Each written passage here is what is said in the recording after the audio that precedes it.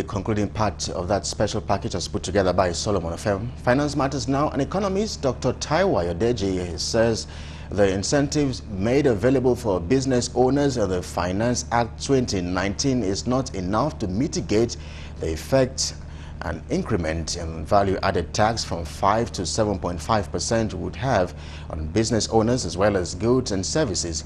President Muhammadu Buhari on Monday signed the 2019 finance bill into law aimed at reforming Nigeria's tax system to align with global best practices, support SMEs through the Ease of Doing Business initiative, and above all, raise government revenues.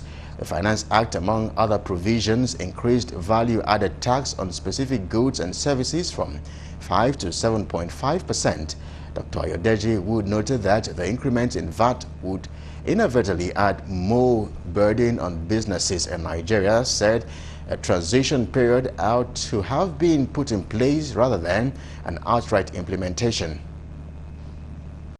We can institute the policy in January, but we can say takes off effectively. There must be transition period. Transition period must be put into consideration when you are implementing such sensitive things like this that has to do with promoting the level of goods and services in the economy, or promoting the level of businesses and then enhancing opportunities for increment in employment. It's a good move, but the implementation is faulty from day one.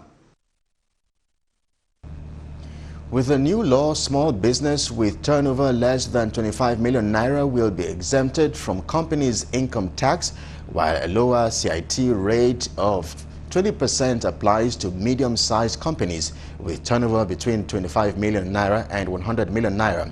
A bonus of 2% and 1% also applies to early payment of CIT.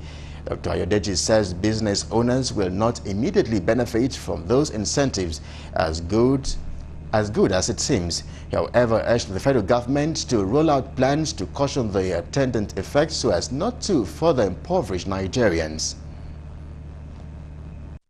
Introduction of 7.5% VAT showing 2.5% increase shouldn't have been implemented immediately.